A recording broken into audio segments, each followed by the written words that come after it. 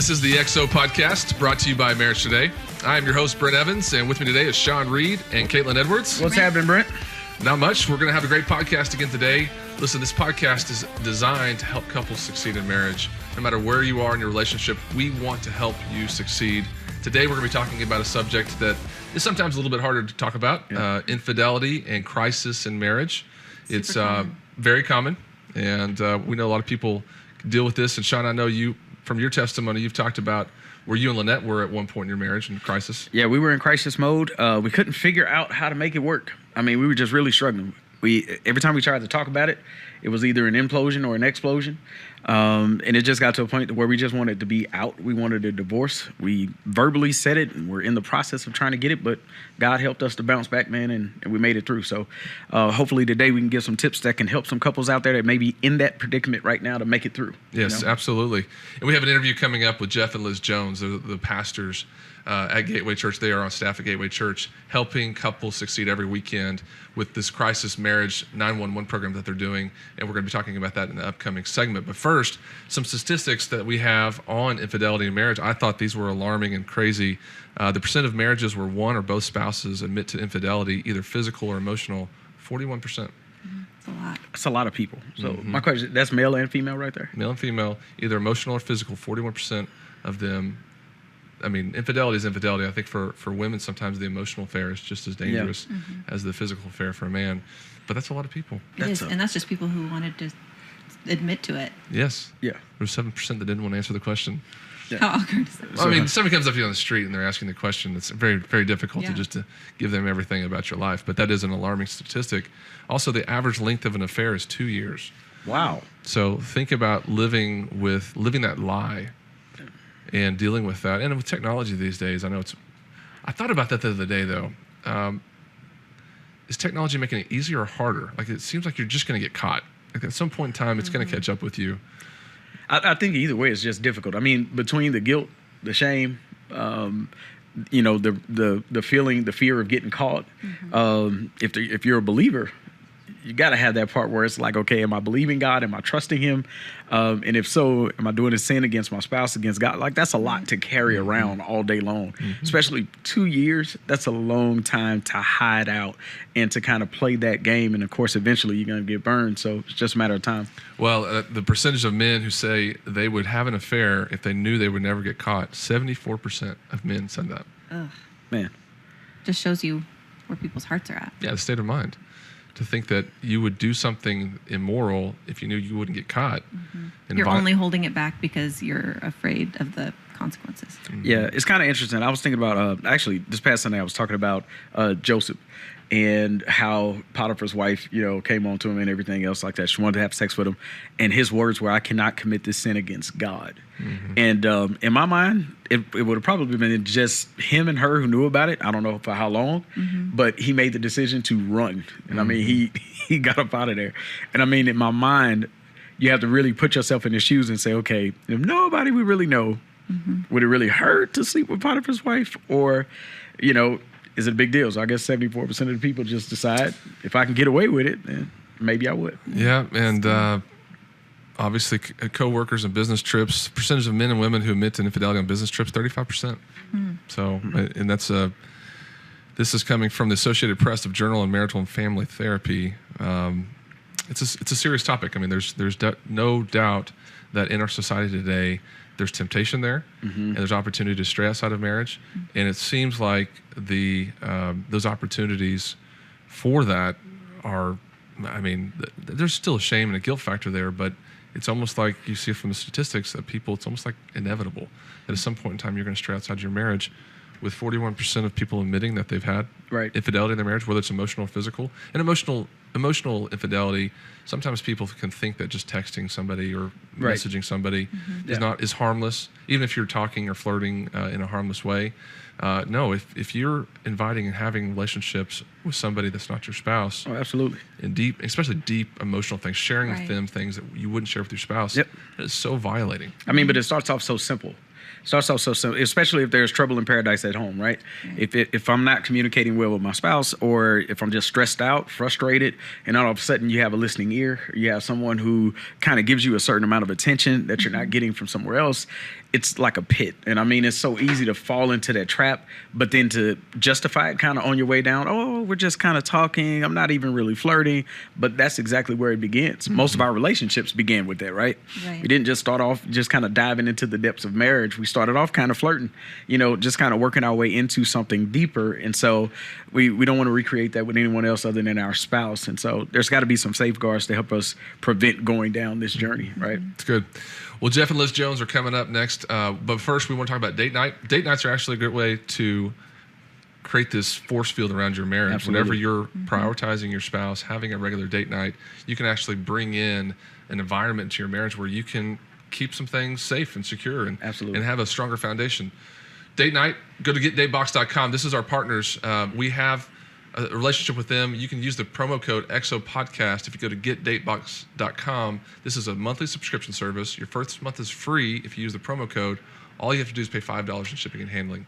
If you've been struggling in date nights and having a regular date night with your spouse, this just gives you the tools and the kind of the springboard that you will need to get that going in your marriage again and have an opportunity to create that environment for health and for the regular discipline of date night. So getdatebox.com is the URL. EXO Podcast is the promo code, and we'll be right back.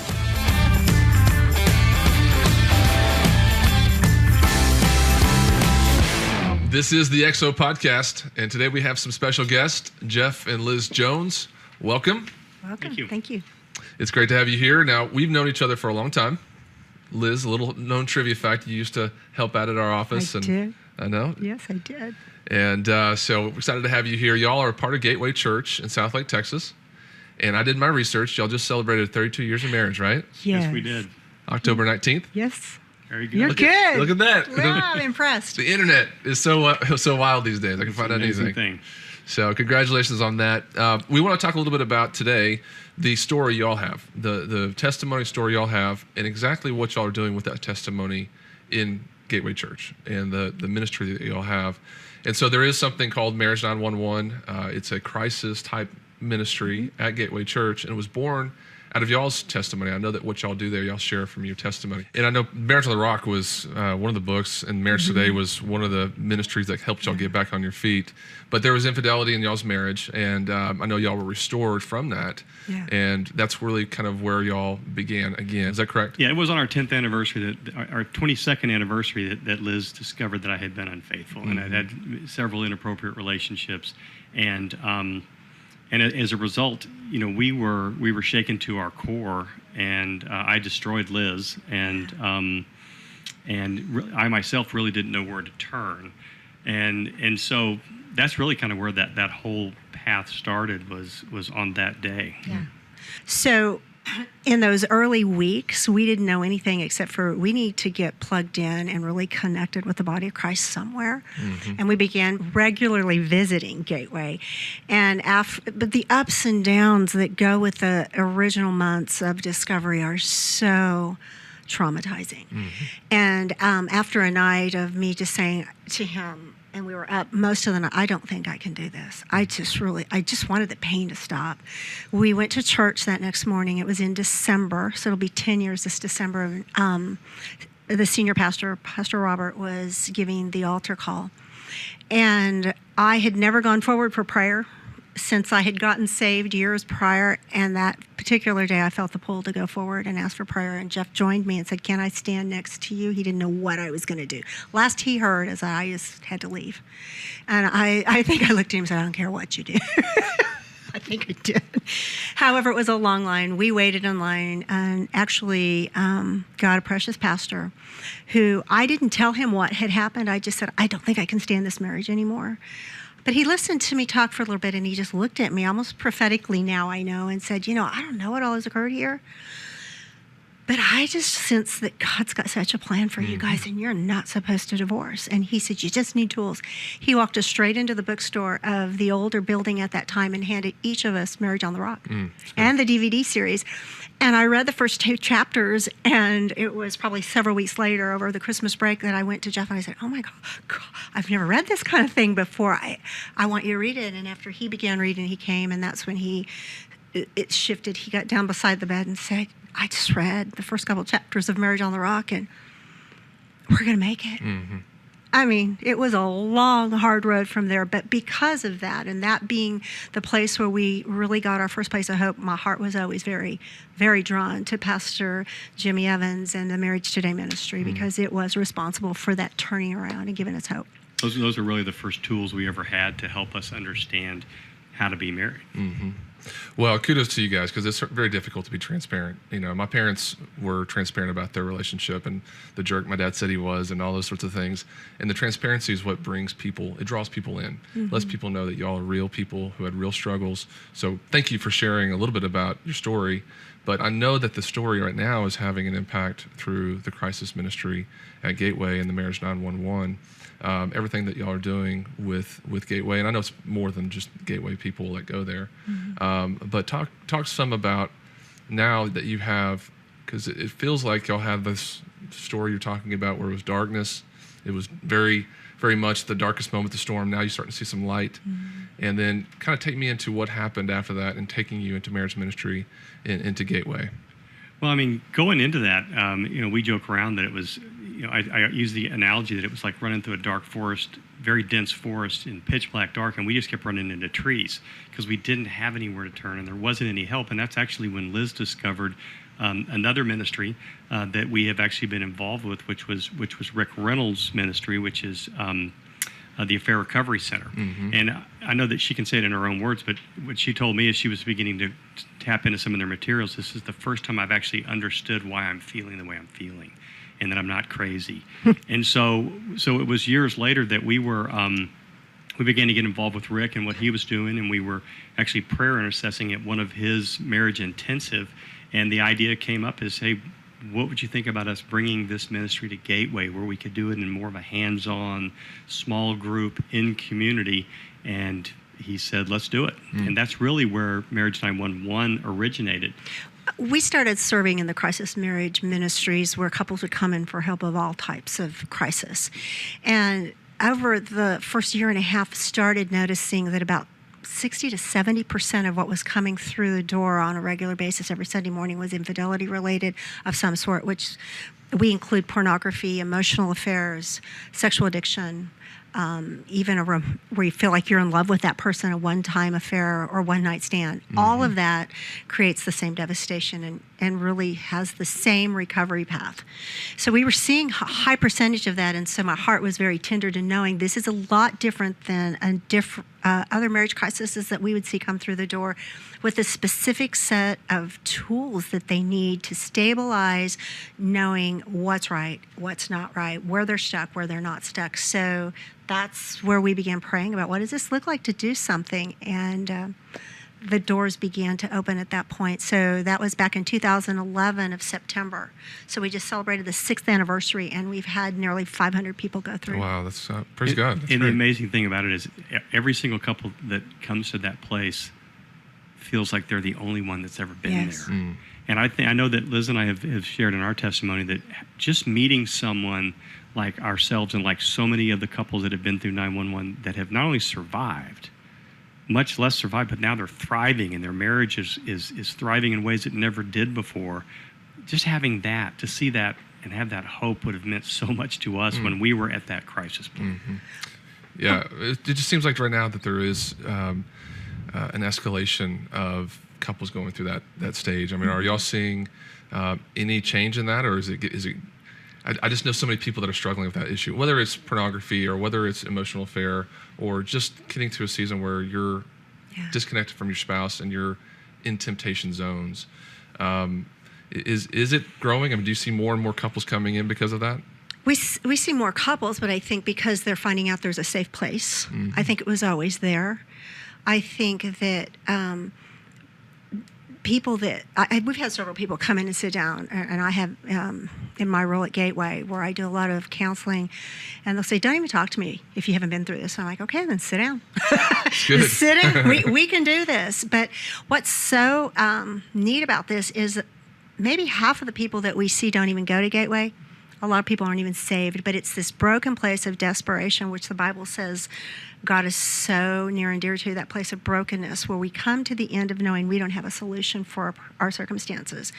And that's the sweetest place that I think God likes to find us. Mm-hmm. And it, unfortunately, is when we are in those times of just brokenness where we say, God, I need you. And that's when we know how much we need him, is when we know how much we need him. And you're hopefully in a place to receive and move forward.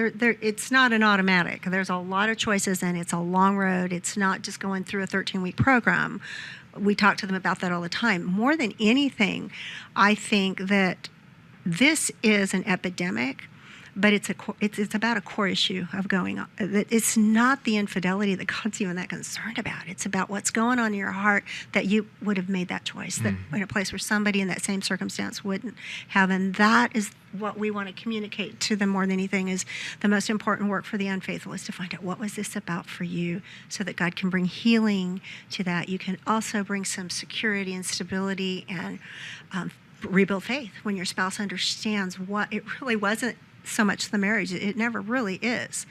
A lot of people have a bad marriage. They don't all have an affair. Mm-hmm. Some people don't think the marriage is even that bad. It's related to things God's concerned and has been concerned with all along, and it's bringing healing to. So how do you keep the couples, when you have the spouse that's been the victim, how do you keep them there? How do you get them to stay? How do you coach them into staying in that environment when they're feeling all the emotions that I know you felt? That seems like the biggest challenge, is getting them to just stay, to commit to the marriage. I don't know, are men more willing to bolt than women? I mean, what do you see there? Since on the betrayed side, I can kind of speak to that. And it's important for us, more than anything, in that initial assessment, that I'm not asking you to commit to the marriage. What we want to do is ask them to commit to a process.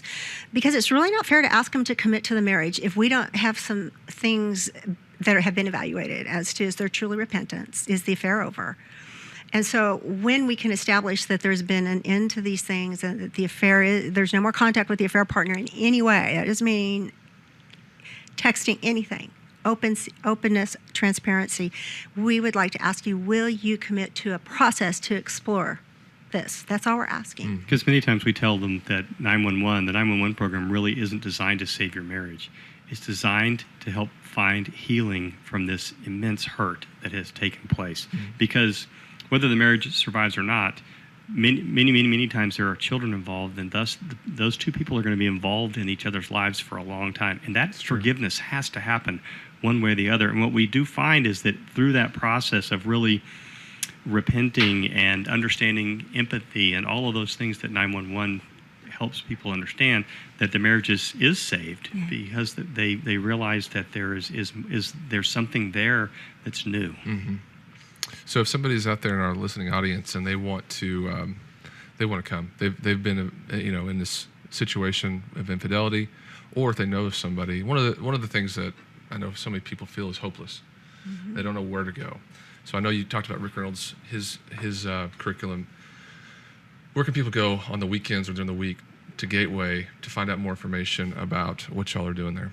Marriage 911 at gatewaypeople.com. And you could just call the main number at Gateway and tell them what you're looking for, and they'll connect you with us. And interestingly enough, what we have found as we've done this, that it doesn't matter whether discovery was yesterday and the affair just ended, or the affair was 15 years ago. Sure. If it had never been dealt with, it's the same healing process. Mm-hmm. And so we've had couples come who have had, the infidelity that happened in their marriage happened over a decade ago, yet they still go through this, and their marriage still comes out so much stronger because all of the things that they've just stuffed away, they're able to bring out and deal with and talk about. Mm-hmm. If somebody's listening out there and they have a tough spot, they're going through something hard right now, give them some hope. Like, what are some things they can take away right now, just some practical next steps they could do right now to move forward and not necessarily feel like they're digging a hole even worse. Because once you get those situations where there's infidelity or something going on, you can kind of find yourself getting in a worse place rather than getting to a better place. But before I let Liz take that, the first thing I will say is don't try to do it by yourself. Yeah. Don't try to isolate. Don't try to pretend it will get better. Don't try to just get over it. None of those things work. And so my encouragement is to get help somewhere, whether it's at Gateway or through a professional counselor or through Rick Reynolds' website, but get help. Even if it's by yourself, right? Even if it's just you by yourself. Mm-hmm. It takes two people to save the marriage, but you still, even if one spouse is not interested, you still have a lot of trauma that needs to be healed. And for those that are not in the area, and even if you are not able to connect with Gateway, affairrecovery.com would be a resource to check into. And they deal with couples groups like we talked about. They also have harboring hope for somebody that is on their own trying to heal. And then they have that for betrayed and for the unfaithful. But my biggest tip would be agreement completely with Jeff. Find people. Find a vital guide. Vital guides are people who have walked there before. You can have a counselor who's going to be very, very helpful, or a pastor walking you through it. But also try and reach out if you can and find somebody who has successfully walked through it. And the second thing is just try to stay away from making permanent decisions in those first 6 months, because research shows that you are in an incredible amount of emotional instability, trauma, and shock for a large period of that. Who would think that's an ideal time to make a permanent decision that will affect the rest of your life and children and many other people involved? Good. Y'all are such a beautiful couple, inside and out. I love that y'all are part of the podcast today, and thank you for sharing your story and giving people hope that are out there listening. It is a very common situation nowadays, and so many people just don't feel like they know where to turn. And so I'm so thankful that we give them an opportunity to turn to a good place, a trusted place. Karen did wrong stuff in our marriage when we first got married. We were both very immature, but her wrong stuff was minor compared to my wrong stuff. And I was the most dominant. I was very dominant, verbally abusive. I was the most dominant and the most destructive in our marriage. And so Karen, let me say, Karen, for the first little while in our marriage, she picked fights with me. You don't want to pick a fight with me, not in marriage. And because I would win, and not in a good way. And she would be devastated. And so ultimately, she stopped fighting. And she turned to God, and she began to redeem me. And that's ultimately how I changed. So here's the concept of redemption. A person is doing the wrong thing, and the other person who's on the other end of that does the right thing in response to being wronged. And in the process of doing that, they redeem. And the word redeem means to bring back or to buy back. So the process of redemption is a process of one person sacrificially loving the other person while they're being wronged for the purpose of bringing that person back to the right place. While we were in our sins, Jesus was dying for us. Now listen, while I was doing the wrong thing, Jesus was doing the right thing for me. And the reason that we love Jesus is not because we have to. The reason that we love Jesus is He's our Redeemer.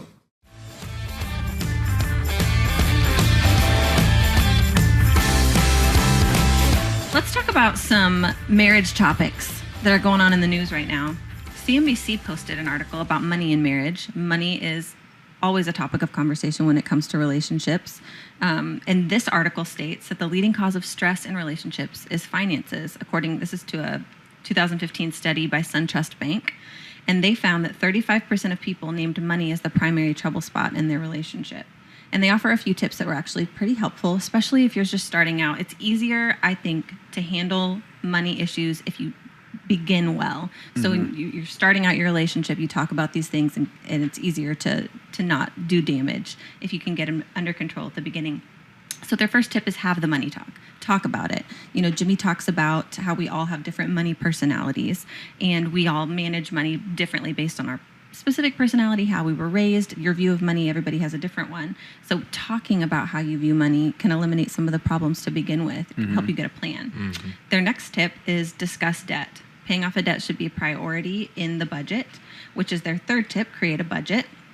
So just being wise financially and talking about it, making your plan, discussing how to get out of debt, all of these things are going to help down the road. And the third is find a way to save for retirement and other life plans, things that you want to do in the future. Make a plan and save money and do those things, and it'll prevent stress. Yeah. I think what's interesting about money in marriage, and these are all great tips and tools, but I know people that, and maybe Stephanie and I are just old-fashioned. I'm not that old, but I feel like I'm old-fashioned because we just lump everything in one account. We have our savings and all that kind of stuff. Yeah. But I know so many couples that have separate checking accounts. Like they have their own account. Right. That it's their money. And I've even heard of other couples where the husband gives the wife an allowance. Like she's got certain money she can spend. Right. She doesn't have access to the money. Like he gives her like whatever amount of money per month, and that's what she can buy groceries with, clothes with, whatever. And I think to myself, that can't be the recipe for a good intimate relationship. It makes sense that would cause strife. I can't even imagine being able to have a healthy relationship with. But if you're not making the money, how do you have a say in it? Because you're a partner with the person that's making the money. Exactly. You Right. are one. You Right. became one. You share everything, whether you're doing the work or not. Right, absolutely. And so, in fact, it's kind of, in my mind, we've had couples go through Financial Peace University, right, at our church. We host Financial Peace. Wonderful. And we would, it's 7 to 9 weeks, depending on, which time we did it. And so we would have people go through the class from beginning to end, couples. We're 9 weeks in, and they still hadn't implemented what Dave is, just laying it out. He's just giving it, right? And it's just all great stuff. And they still hadn't done it. So we're kind of asking accountability questions, and some people just won't do it. Yeah. They don't want to make that talk a priority. And part of it is, I think that they're avoiding the fact that they're going to have to make serious changes in their lives to submit to one another and to work together in partnership, right? And so what I would challenge people to think about is, which is the greater level of sacrifice and stress that you want? The stress of having a conversation that leads to freedom financially, or you want the stress of trying to balance something that's a crazy balancing act between a husband and a wife, right, and not have a solution for it, right? It's like better to have the solution. So just have the talk and make it happen. You know what I mean? That's good. Yeah. So I'm kind of with you on the fact that we put all our stuff together, but I do know a lot of couples to where it's choking them out, man. They literally have separate funds, my bills, her bills. Like, and if the my debt, her debt. Yeah. Like, she's got to pay off her own debt. I won't help her with it. Yeah, it's like, what is that? And so in my mind, again, I look at it like, if we share bodies and we have children together, we live under the same roof, we should all be pitching in and, Absolutely, 100%. treating it like we're one. And so I don't get how all of a sudden God merges us in the spirit. We're one in his eyes. And then, but in these other areas of our lives, we want to compartmentalize it and keep it separate. So it's not healthy. The next thing we're going to talk about is the surprising link between marriage and heart health. Now, on a previous podcast, we talked about the link between frequent sex and health, but actually marriage and the progress of your marriage over years can affect your heart health. This study was done in Britain about heart health over the course of about 6 to 10 years. They monitored these relationships, and it was really interesting what they found. They found that men who said their marriages got better over the years had lower bad cholesterol and healthier weights, healthier BMIs at the end of the study, but that was compared to people who said they had a consistently good marriage. So not necessarily good versus bad marriages. It was the men who said we grew and changed and got better in our marriage that had better health benefits, which I thought was interesting. I don't know if that has something to do with improvement. Maybe if you're working hard on yourself or working hard on your marriage, it makes you work harder in other areas like diet, fitness, or whatever. But I thought that was really fascinating. I just always remember Sanford and Sons when I was growing up. I was always having the faint heart attack. That's not the best example. I'm good. I don't know why it's a childhood memory, but maybe he had stress in his marriage. I don't know, but even consistently good marriages, I guess you've still got to work on your health and your diet. But I think there's something to consistently working and improving in marriage. And Jimmy always says, you're either declining or improving. You're not really standing still. So maybe there's no such thing as a consistently good marriage. It's good. Great articles today. Interesting. Imagine a relaxing, adventurous cruise among glaciers, mountains, and charming fishing villages, combined with life-changing marriage teaching from Jimmy Evans. Set sail June 29th to July 6th, 2018 on the XO Marriage Cruise to Alaska. Unforgettable views, luxurious accommodations, and 8 days of romance in one of the most scenic parts of North America. Book your stateroom now at xomarriage.com/cruise.